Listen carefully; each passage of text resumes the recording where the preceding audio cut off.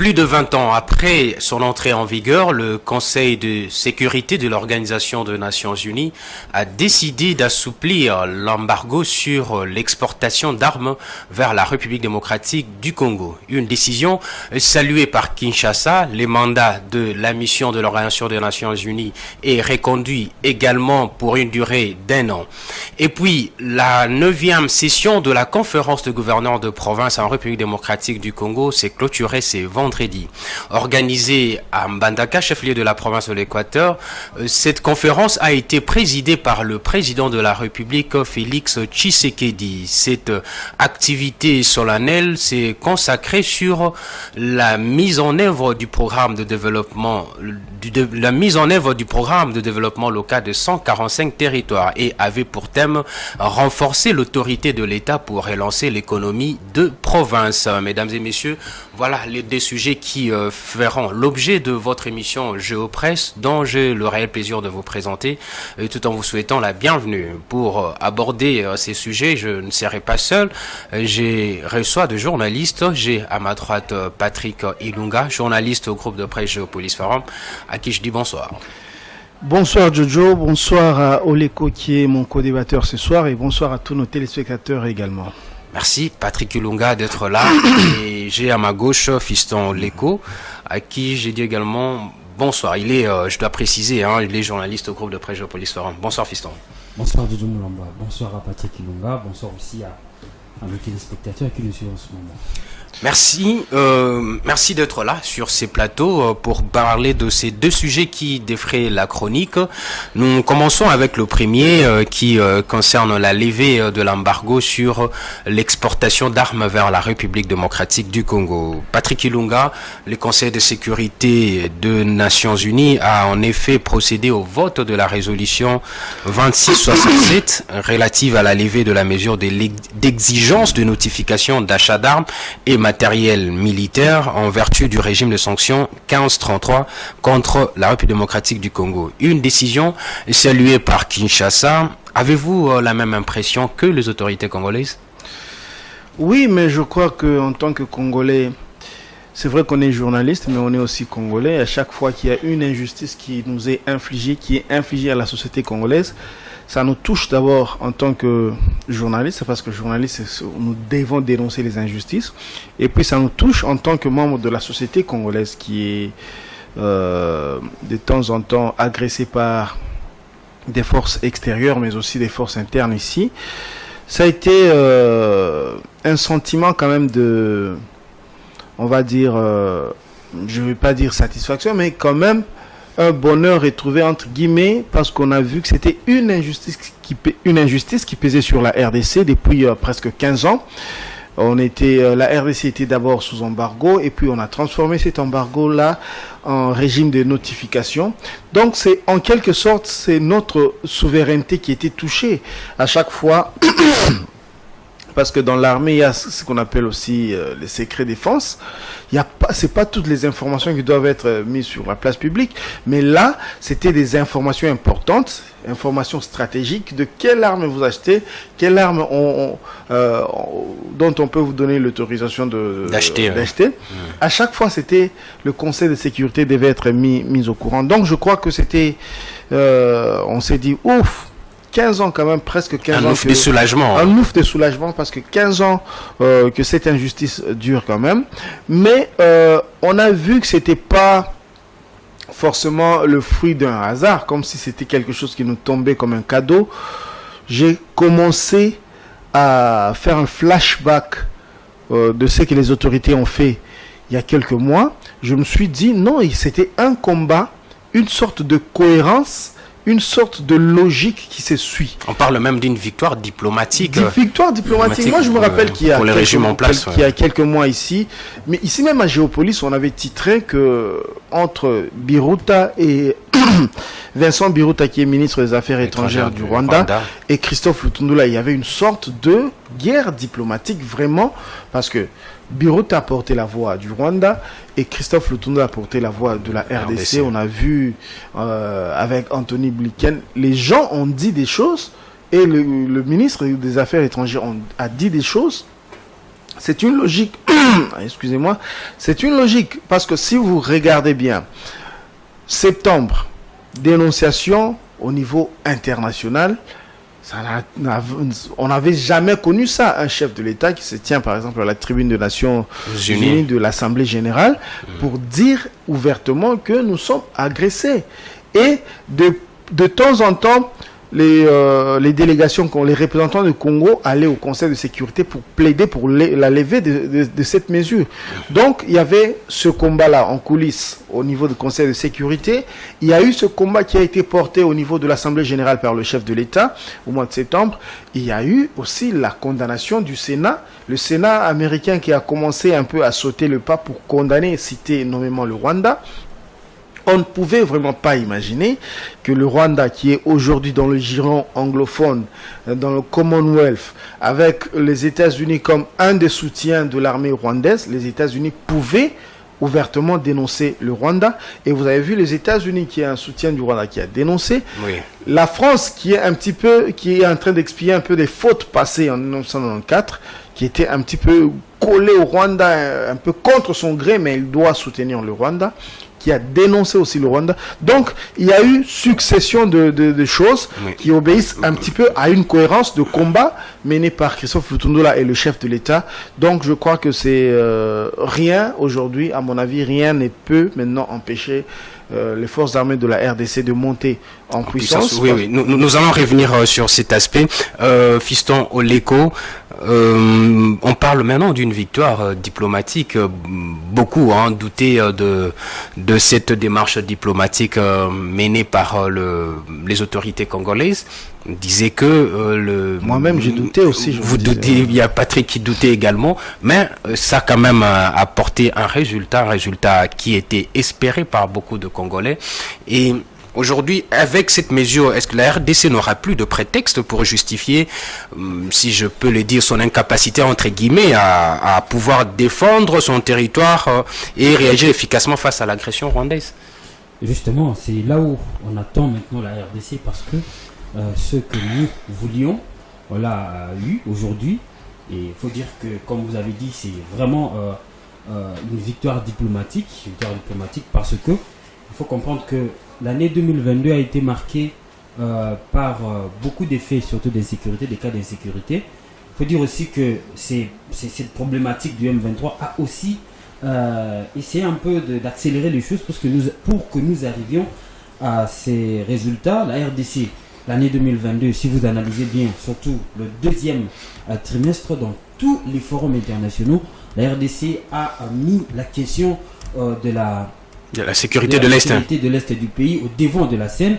Ici, si je peux même rappeler, vous avez le sommet des CAC qui s'est déroulé ici au Congo. Il y a le sommet de la SADC qui s'est déroulé ici au Congo. Vous avez le sommet de l'EAC à Arusha en Tanzanie, où le Premier ministre Samuel Lukonde a représenté le pays, à Sharm el-Sheikh dans le cadre de COP 27, le sommet de l'OIF en Tunisie. Le sommet qui a réuni le Japon et la RDC. Donc, c'est tous ces combats-là cohérents que le gouvernement a menés. Au début, on pensait que le gouvernement se lamentait de trop. Vous n'avez pas oublié l'OIF, le Premier ministre Samuel Konde à l'OIF aussi. Justement, le Premier ministre Samuel Konde à l'OIF, c'est lui aussi qui a représenté la RDC au niveau de l'Égypte dans le cadre de la COP 27, sans oublier aussi les sommets sur la sécurité internationale organisés en Russie, où il y a eu polémique. On a vu le membre du gouvernement chargé de la défense, le vieux Gilbert Kabanda, qui a aussi porté la voix de la RDC. Donc c'est tout ça qui a fait en sorte que la communauté internationale s'est sentie vraiment pointée du doigt, et il fallait agir dans ce sens-là. Et nous avons vu, c'est la France qui a porté la voix. Patrick Lunga l'a dit ici, la France qui aujourd'hui essaie un peu de se blanchir au regard du Rwanda. Vous savez l'histoire, bien évidemment, du génocide du Rwanda, et qui a essayé un peu de salir la France au niveau de ses relations avec le Rwanda, mais aussi aux yeux de la communauté internationale. Mais la France, le pays des Macron, a pris ce courage-là de pouvoir porter ces résolutions au niveau de la communauté internationale, notamment le Conseil de sécurité.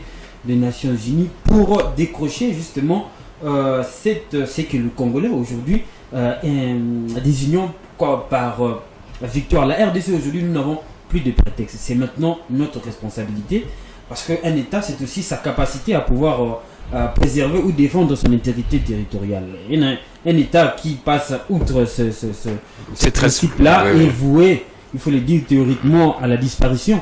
Et la RDC aujourd'hui, c'est un rétablissement à ses droits, c'est une reconnaissance une fois de plus de sa souveraineté, c'est une reconnaissance à la RDC de pouvoir aussi défendre comme elle l'entend son territoire national. Donc on peut dire qu'aujourd'hui, la RDC est face à ses responsabilités. Il n'y a plus de prétexte. Je ne sais pas si on doit maintenant changer les discours. Les discours doivent évoluer parce que vous savez, dernièrement ici, le vice-premier ministre en charge des affaires étrangères l'a encore indiqué. C'était théoriquement d'un régime de notification, mais en réalité c'était vraiment un embargo parce qu'il a dit clairement qu'on a interdit à un convoi de pouvoir arriver en RDC parce que les raisons n'étaient pas fous. Par exemple, au niveau de convoyeurs, on leur a justement interdit d'arriver en RDC. Donc c'était vraiment un embargo. Théoriquement, on a changé des termes. C'est à la RDC aujourd'hui de pouvoir agir comme un État responsable. Oui, Patrick Lunga, avant de passer à vous, mais il faut rappeler que c'est de 2003 et la mise sur pied d'un gouvernement de transition 2003-2006. Toutes les livraisons d'armes à la République démocratique du Congo nécessitaient une approbation des Nations Unies. À partir de 2008 et la fin de l'embargo sur les armes, le fournisseur d'armement et de matériel militaire était soumis à un régime de notification et devrait effectuer une déclaration au comité de sanctions des Nations Unies pour tout envoi d'armes et de matériel connexe sur les territoires congolais. Donc le pays venait de sortir de la guerre 18 était divisé en trois. Alors pour ne pas donner accès aux groupes rebelles, aux belligérants d'avoir de munitions, de armes, et il fallait cet embargo-là. Mais aujourd'hui, puisque le pays est en train de se reconstruire, est en train de se relever, quand même il faut lui accorder son autonomie, son indépendance. Et chose qui est saluée aujourd'hui par tous les Congolais. Mais Patrick Lunga, est-ce qu'avec cette décision, ou est-ce que cette décision règle les vrais défis auxquels le pays doit faire face, c'est doter d'une armée digne de ses noms? Non, je crois que le défi, il y a plusieurs choses à la fois. Il y a plusieurs choses à la fois parce que les armes, c'est pas tout pour une armée. Il faut des hommes de bonne moralité, il faut qu'ils soient formés. Mais je crois que le schéma est défini. Si vous regardez bien, déjà, l'armée bénéficie d'un regard attentif du président de la République et tout le leadership actuel congolais. Déjà, on peut remonter au premier projet du président de la République, le fameux projet de 100 jours. Vous avez vu que l'armée avait une grande part avec les maisons préfabriquées. Oui. Donc, socialement, il y avait déjà un effort fait. La réhabilitation de grands hôpitaux. Des grands hôpitaux. Il y a l'alimentation de l'armée qui est suivie à la loupe. Il y a même les maisons aussi, aujourd'hui, des officiers à Ntsélé. À part ça, vous voyez, ça va faire peut-être presque 4 ans que le chef de l'État, président Félix Tshisekedi, est en place. Il vient tout juste, il y a quelques mois, de retoucher tout le commandement de l'armée et du côté renseignement. Donc, il y a un effort de rendre tout ça cohérent pour avoir une armée forte. Ce n'est pas que les armes qui nous manquaient, par exemple. Donc, aujourd'hui, on prend quelqu'un comme M. Christian Chiwewe, le lieutenant-général Christian Chiwewe, qui a fait ses preuves au niveau de la garde républicaine. Il est maintenant à la tête de l'armée avec la fidélité et la poigne qu'on lui connaît. En tout cas, moi, je vois à distance. Je sens cela en lui. On voit aussi, il y a un recrutement massif. On parle de 10 000 recrues. Plus de 10 000 d'ailleurs. Oui, on a parlé de 12 000 à 13 000. Ça faisait quand même plus de 20 ans que moi, j'ai pas vu ça. La dernière fois que moi j'ai vu ça, c'était du temps du président Laurent Désiré Kabila. Il y avait un tel engouement pour aller les recrutements de volontaires et aller défendre la patrie. Aujourd'hui, le président Tshisekedi a réussi quand même à raviver cet engouement-là avec son appel du 3 novembre, si je ne me trompe pas. Mais à côté de cela, il y a la programmation, la loi sur la programmation budgétaire. militaire, militaire. avec peut-être un budget qui sera d'1 milliard de dollars doté à l'armée. Donc, le schéma est cohérent et il est logique. Il va suivre. En tout cas, je ne dis pas que d'ici peut-être un mois, l'armée sera un épouvantail dans la région, mais on tend vers ça. Ça pourra prendre 5 ans, ça pourra prendre 10 ans, mais la logique, elle est celle-là. Donc, je crois qu'à part ça, l'objectif, c'est quoi en réalité? Parce que j'entends dire, il faut faire la guerre au Rwanda. L'objectif n'est pas de faire la guerre au Rwanda, parce que la guerre coûte cher en termes de vie, en termes économiques, et ça va nous amener le freinage économique. L'objectif, c'est d'être en mesure de faire peur, d'inspirer le respect. D'être dissuasif. C'est ça qu'on appelle la dissuasion. Donc, d'inspirer la peur et le respect au niveau de la région. Parce qu'aujourd'hui, et il faut changer aussi la communication. Je suis journaliste, je suis congolais, mais je suis journaliste. Donc je peux interpeller aussi le leadership actuel à partir du président de la République, avec tout le respect. Il ne faut plus aller au Burundi dire non, nous on veut que vous venez former nos militaires. Ces gens-là sont des gens qui ont été des agresseurs à un moment donné. Alors ces gens-là ont peut-être un regard de manque de respect envers notre armée. Il faut écouter parler les Rwandais quand ils parlent de notre armée. C'est avec un tel irrespect. Donc, il faut changer même la communication dans l'armée. L'armée, comme tout le corps de la société, on ne peut pas avoir un corps totalement sain. Il y aura toujours des brebis galeuses. Mais il faut faire un effort pour ne plus communiquer. Parce qu'il y a quelques mois, des tribunaux congolais ont condamné des soldats congolais parce qu'ils ont vendu des tenues et des armes aux rebelles.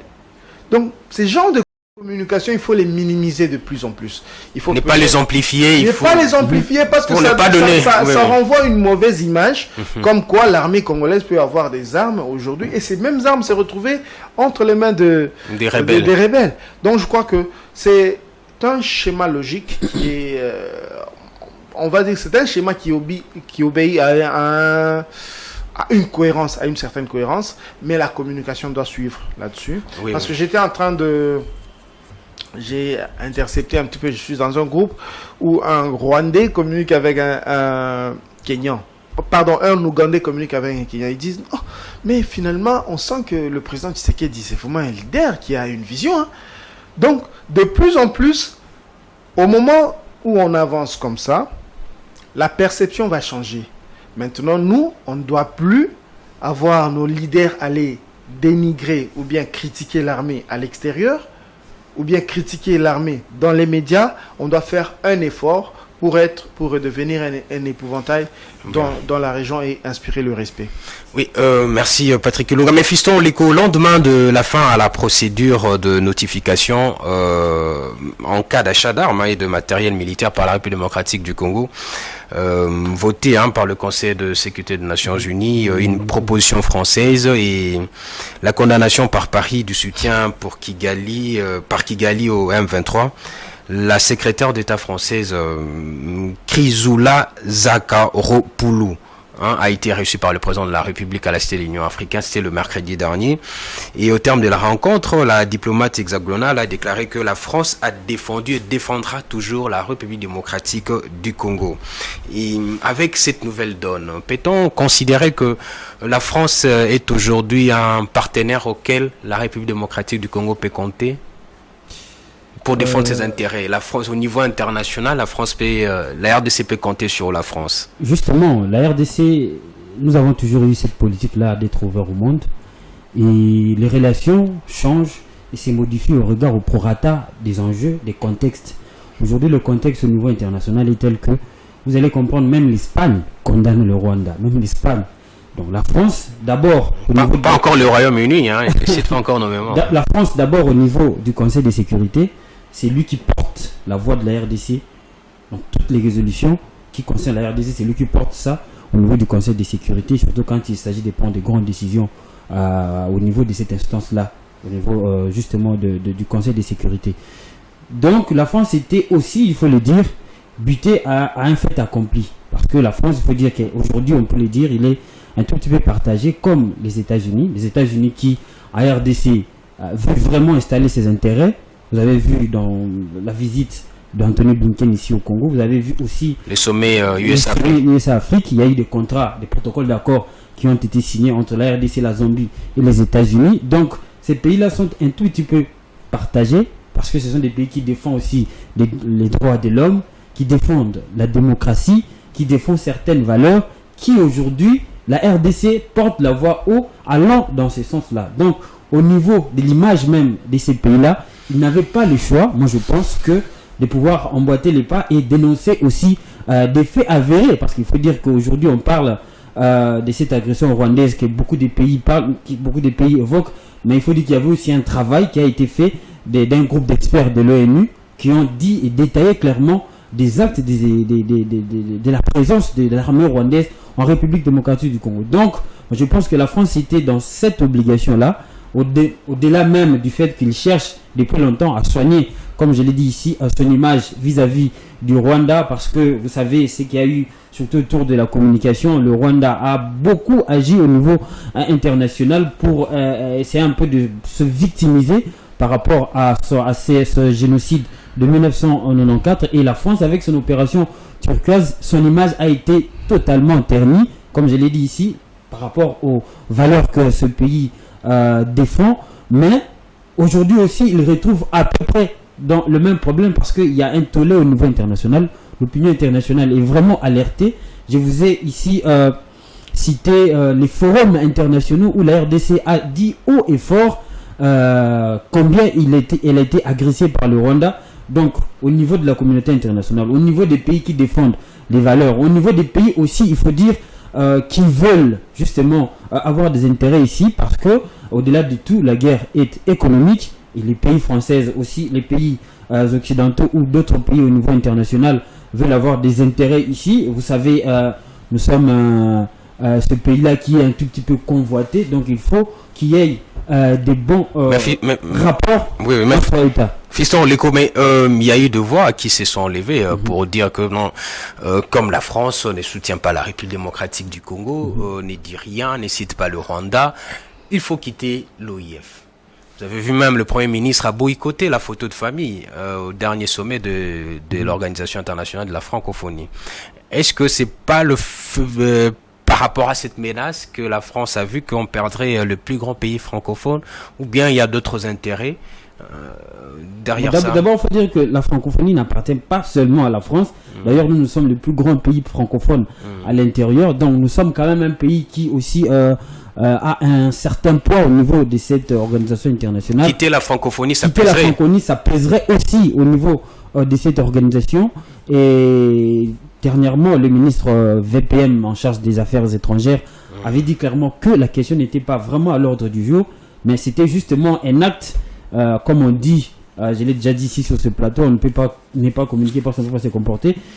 Le Premier ministre a agi comme ça pour lancer un message lui-même. Il l'avait dit, mais vous savez, dans la diplomatie, dans la politique, il y a beaucoup d'imprévisibilité. Haut et fort comme ça, le VPM a dit que ce n'était pas vraiment la question de pouvoir quitter l'OIF, mais ça même, c'est parmi les éléments, les actes là posés par la RDC, c'est compté parmi les éléments qui ont fait en sorte que nous soyons quand même, il faut dire aujourd'hui, c'était rare que les discours de la RDC soient entendus au niveau international. C'est une grande victoire que nous avons raflée au niveau de la scène internationale, parce que aujourd'hui on peut écouter la RDC au niveau international et les fruits sont là. Donc ces gestes-là du Premier ministre, au niveau du sommet de l'OIF, est aussi dans la logique là de pouvoir agir de sorte que nous soyons entendus au niveau international. Merci. Ça en est fini pour cette de ces premiers thèmes, nous passons à notre deuxième sujet qui concerne la 9e session de la conférence de gouverneurs de province qui s'est tenue à Mbandaka, chef-lieu de la province de l'Équateur. Le président de la République, Félix-Antoine Tshisekedi Tshilombo, a lui-même présidé cette activité dont le thème était renforcer l'autorité de l'État pour relancer l'économie de province. Patrick Ilunga, vous avez suivi cette activité solennelle qui tire son pouvoir de l'article 200 de la Constitution de la République. Le président a prévenu le gouverneur qu'ils seront jugés par leurs résultats et il s'est même félicité de la stabilité des institutions provinciales cette année 2022. Comment abordez-vous cette question? D'abord, il faut dire que les problèmes de nos provinces, ils sont presque connus, ces problèmes-là. C'est que les provinces n'attirent pas des investisseurs. Les provinces n'arrivent même pas à retenir ces enfants qui sont, on va dire, même les cerveaux des provinces ne restent pas dans les provinces. Les provinces sont aujourd'hui saignées même par la capitale, c'est-à-dire la capitale attire et les cerveaux et les investisseurs et tout. Donc les provinces restent des coquilles presque vides. Moi, je peux vous étonner, il y a un gouverneur du côté de l'espace Kasaï que j'ai toujours vu ici à Kinshasa. Je ne comprends pas comment il fait pour se retrouver à Kinshasa alors qu'il est censé être là-bas, représenter le chef de l'État là-bas et assurer le développement de sa province. Donc, même les leaders, même les messieurs, tout le monde, même les investisseurs ne vont pas dans les provinces, ils quittent les provinces, ils vont ici, ils viennent ici. Donc, les provinces ont d'abord la problématique de la pauvreté. Alors, cette question est réglée sur le papier d'abord par la fameuse caisse de péréquation. Hein, c'est-à-dire que... La rétrocession. Péréquation d'abord. Caisse de péréquation, c'est-à-dire l'Oualaba par exemple, ou bien le Haut-Katanga, produit beaucoup. Mais si vous comparez par exemple avec la province de Lomami, Lomami n'a pas forcément beaucoup de revenus de produits là-bas.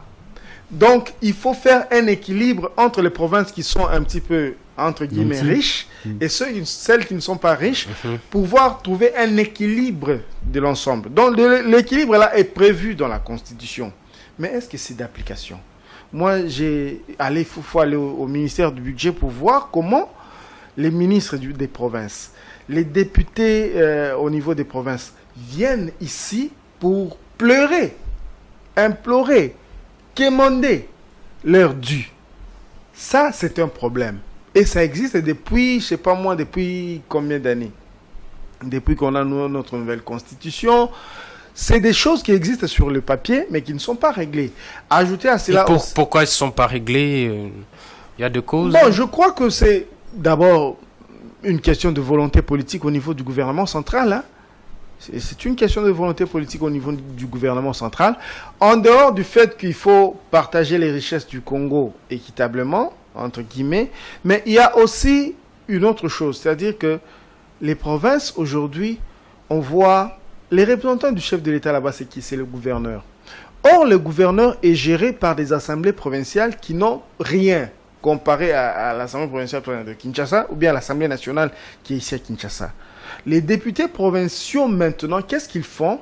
Ils font un petit peu un marchandage avec les gouverneurs. C'est-à-dire qu'un gouverneur qui ne finance pas ou bien qui n'est pas... qui se montre un petit peu... gourmand, pas un peu réticent à la corruption, on le fait tomber, on va chercher un autre gouverneur. Donc, ça a dû déstabiliser beaucoup de provinces. Heureusement qu'il y en a de moins en moins, mais ça existe. C'est des problèmes aujourd'hui qui doivent être regardés et réglés. Mais par contre, moi, ce qui me désole un peu, on n'a pas besoin de convoquer toutes les provinces, tous les gouverneurs, des délégations, c'est on va dire des rencontres dispendieuses. Ça coûte beaucoup à la République. Autant, peut-être parce que c'est des rendez-vous annuels, ou bien 2 fois l'an, ou bien 1 fois l'an. 2 fois l'an, hein. Voilà. Autant organiser ça par vidéoconférence, même 5 fois l'an, ou bien après chaque 2 mois, parce que le chef de l'État dit, vous allez être jugé par le résultat. Donc, ils doivent de temps en temps parler au président. Rendre compte, de ce qui se passe. Voilà. On n'a pas besoin de faire des vols de 25 provinces aller dans l'Équateur parce que ça peut coûter des millions. Il n'y a pas que les gouverneurs sont constitués de leur délégation aussi. De leur délégation, donc c'est des millions dépensés. J'ai peur qu'on en sorte avec des résolutions qui vont être tout de suite mises dans les tiroirs. Dans les tiroirs, oui. Voilà.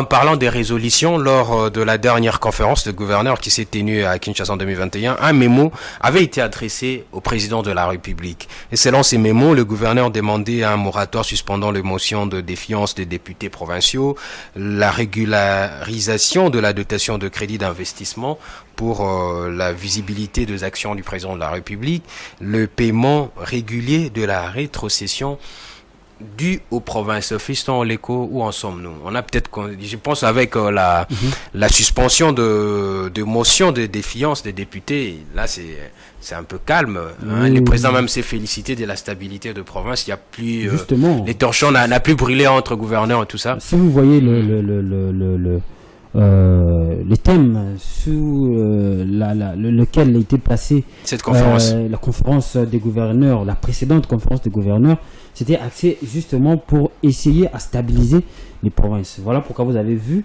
après cette conférence-là, justement, il y a eu élection des gouverneurs en mai et en juillet, où 14 provinces ont été concernées. On a vu des Nerombung entrer, la dame de la Chopo, Bawele, Tchekoko, Bawele, Tanganyika. Donc c'était vraiment des problèmes qui aussi, entre autres, trouvaient leur raison d'être par rapport à ce que Patrick Lunga a dit.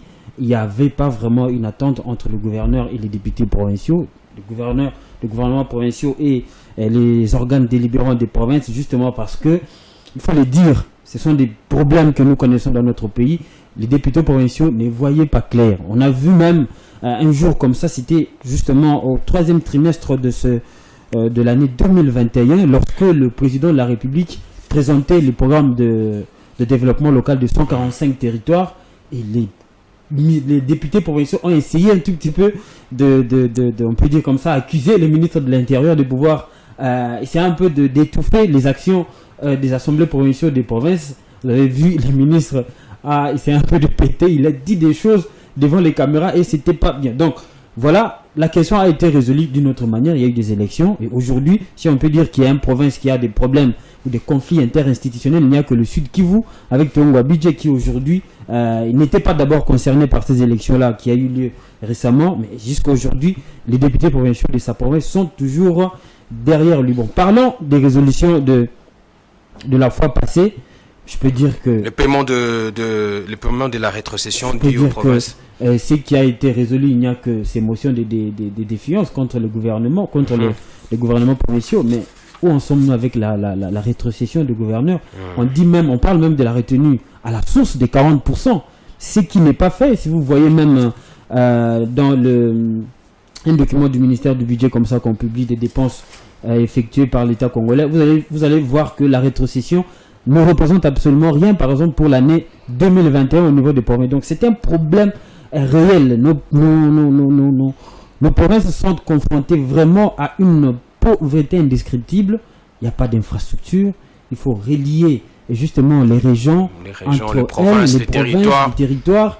Déjà, vous avez une province qui peut représenter un pays comme, par exemple, le Maïndombe.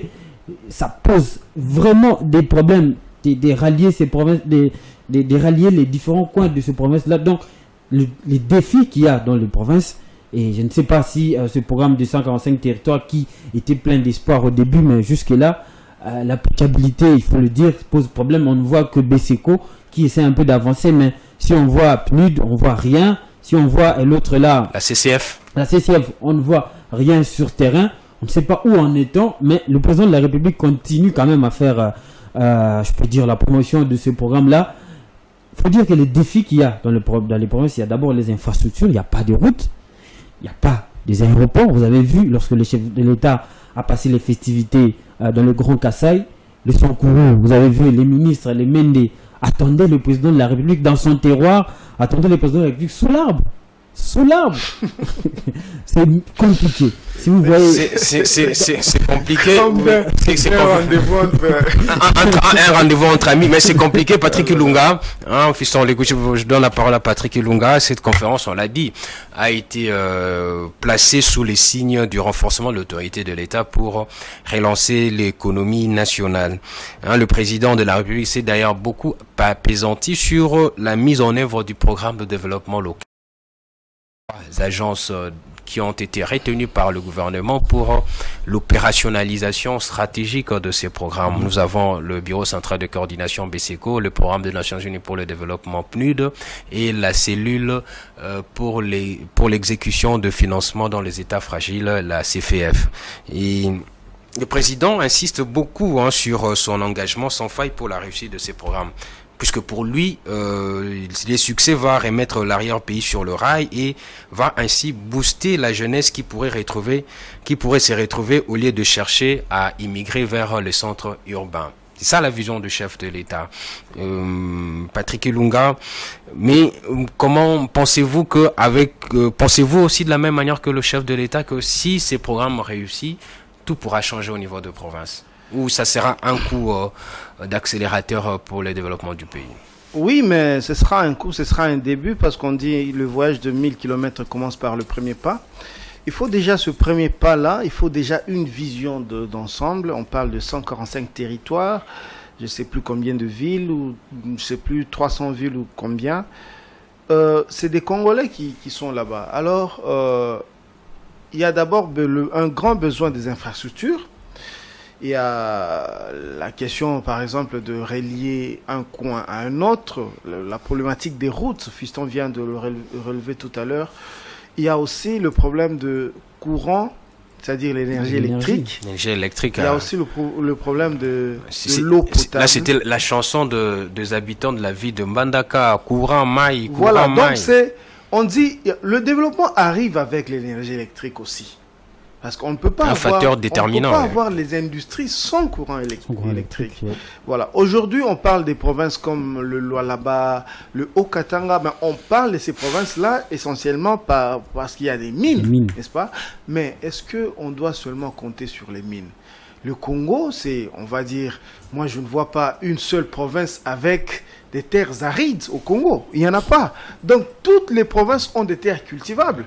Pourquoi on ne peut pas faire par exemple l'industrie, par exemple les industries agricoles? Pourquoi on ne peut pas être par exemple l'agro-industrie? Oui, on ne peut pas être.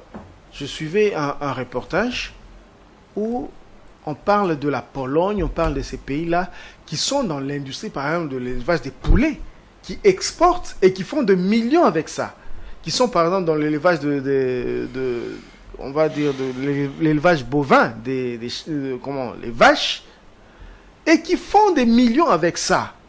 Pourquoi on ne peut pas aussi développer cette intelligence-là, avoir des industries hors mines, en dehors des mines?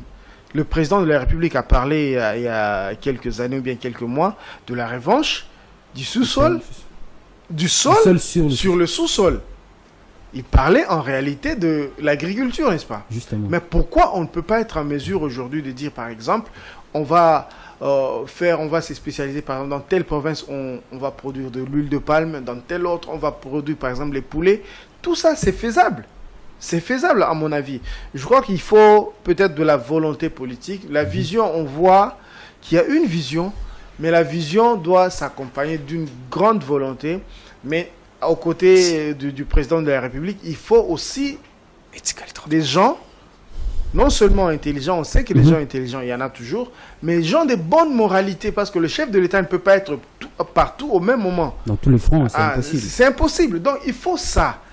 À mon avis, je crois que c'est un pas, mais ce pas-là doit être continuel, parce que malheureusement, au Congo, on a parlé d'abord de 5 chantiers, un grand projet, mais ce qui est malheureux, c'est qu'on a rattaché ce projet-là à un individu ou bien à un régime. C'est ça le problème. Le régime passé, on n'en parle plus. Pourtant, c'était bénéfique pour le Congo.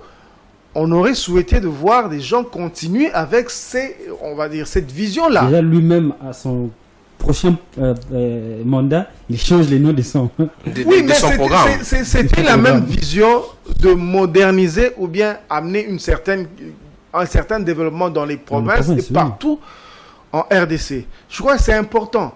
Moi, ce que je souhaite, que les élections, que le combat politique n'amène pas une cassure dans le développement. Parce que si le président de la République le rempile, ce qui sera une bonne chose pour lui, ça va être la continuité de sa vision. Oui. Mais arrivé par exemple en 2028, constitutionnellement, il ne va plus se représenter. Est-ce qu'on va voir sa vision et tout ce qu'il a porté comme projet être cassé ou bien continuer? Je crois qu'il faut amener maintenant le Congo dans une vision qui dépasse la vision politique ou bien la vision de régime politique. C'est important, il faut amener vraiment le Congo dans une vision, de faire quitter le Congo dans une vision de régime politique. Et il faut travailler de manière vraiment à changer les choses. Les chefs de l'État a même prié le gouverneur, de prendre le PDL 147 de territoire au sérieux en renforçant la bonne gouvernance en vue de mettre en valeur la main d'œuvre locale. Fiston Léco, vous pensez de la même façon que Patrick Lunga? Justement, vous savez, le problème, c'est ce que nous voulons de nos provinces. C'est ce que nous voulons de notre pays.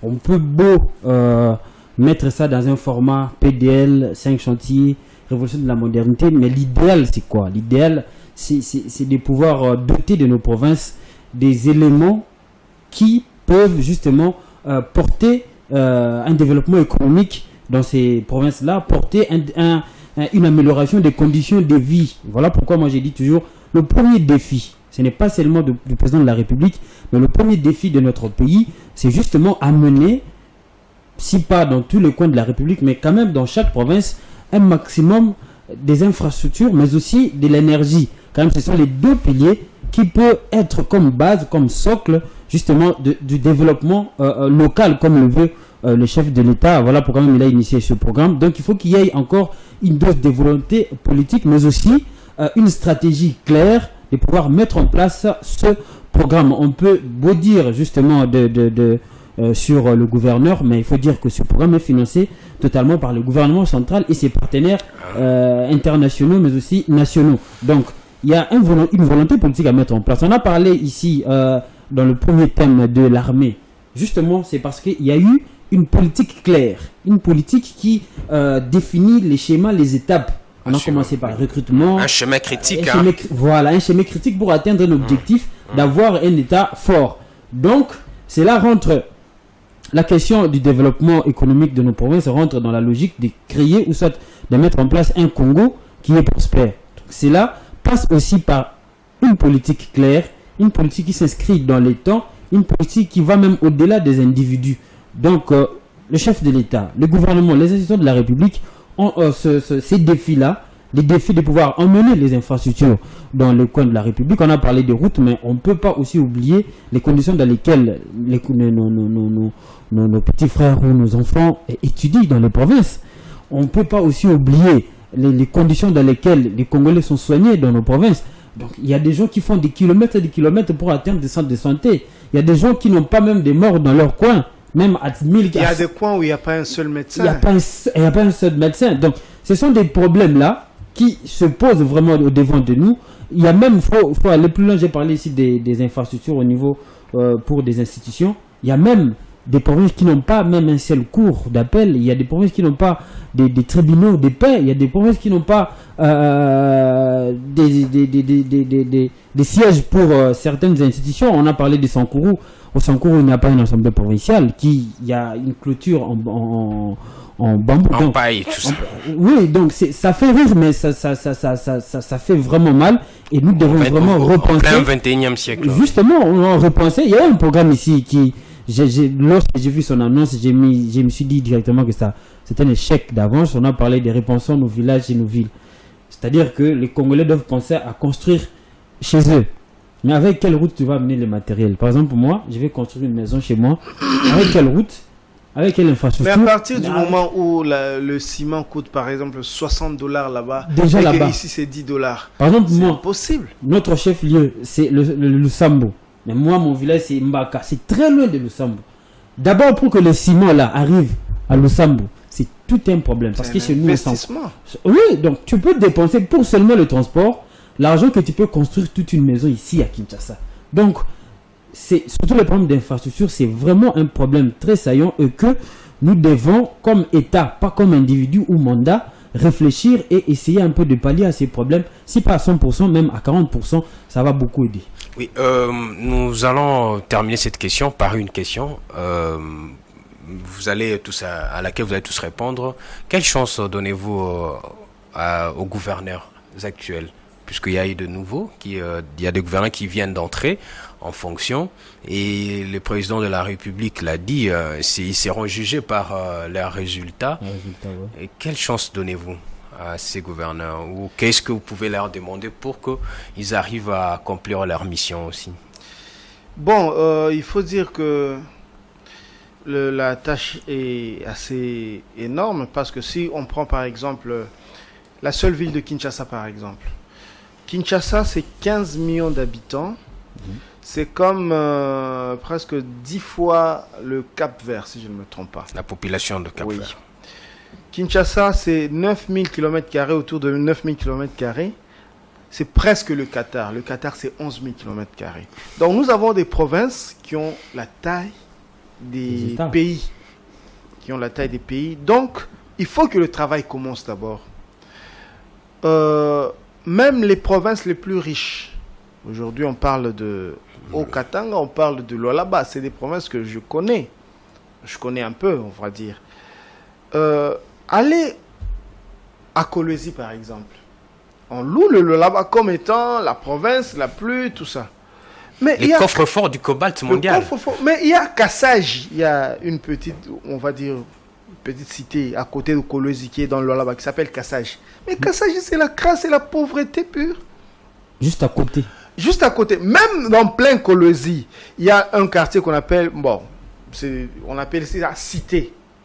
Mais allez à la cité, vous allez voir, allez à Moussonoï, allez à Kapata, vous allez voir la pauvreté. Donc le fait, par exemple, pour le gouverneur de construire un aéroport, ce qui est important, pour l'économie, oui. Le fait de construire peut-être une assemblée nationale, provinciale ou bien tout ça, des bâtiments, c'est bien. Mais est-ce que c'est ça? L'économie, on doit pouvoir la mesurer sur l'assiette de chacun. On commence d'abord par l'assiette. Des activités économiques. Avant de toucher à autre chose, sur l'assiette de chacun, c'est pourquoi on dit PIB par habitant. Donc, c'est ça. Mais si à partir du moment où les provinces les plus riches, entre guillemets, du Congo, on n'arrive pas à toucher à ça, à plus forte raison les provinces qui n'ont pas de revenus. Donc je crois que c'est un combat, mais il faut commencer.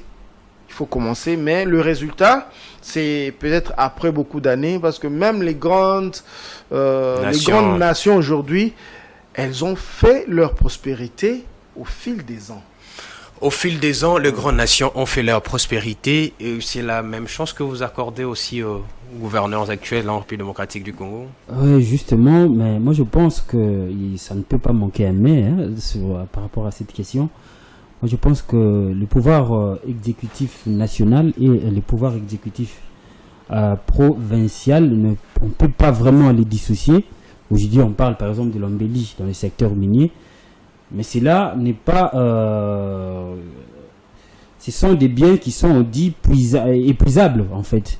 Un jour, on va assister que, par exemple, les cobaltes, c'est des stocks qui sont limités. Ça va finir, mais qu'est-ce que ça va rester dans notre pays? Parce que le Congo, c'est pas seulement Kolwezi, Kinshasa ou Katanga. Le Congo, c'est 2 300 470 km². 470 km². Donc, il faut comprendre que nous devons, surtout au niveau du gouvernement central, du pouvoir central, avoir une politique claire pour que les gouvernements provinciaux, les provinces puissent respirer. Bon, moi, je peux donner beaucoup de chance à ces provinces, mais on ne peut pas dissocier aussi à cette démarche du développement économique de nos provinces le pouvoir central qui doit aussi agir. On a parlé ici de la caisse des péréquations, on a parlé aussi de rétrocession. Donc tout cela, ça relève justement de notre capacité, de la volonté politique du gouvernement central à pouvoir procéder à l'application de toutes ces lois-là, parce qu'ils existent les textes. Ok, merci à mes deux chers invités, Patrick Ilunga, Fiston Oleko, tous deux journalistes au groupe de presse Géopolis Forum, avec qui nous avons parlé de sujets très importants, notamment la levée de l'embargo sur l'exportation d'armes vers la République démocratique du Congo, et puis la 9e session de la conférence de gouverneurs de province qui s'est tenue à Mbandaka, chef-lieu de la province de l'Équateur. Mesdames et messieurs, merci aussi à vous qui nous avez suivis, et nous allons vous revenir très prochainement avec le même plaisir. Un grand merci aussi à l'équipe technique qui a réalisé cette émission. Heureuse fin d'année 2022 et bon début de l'année 2023 qui va bientôt commencer dans quelques jours. À la prochaine.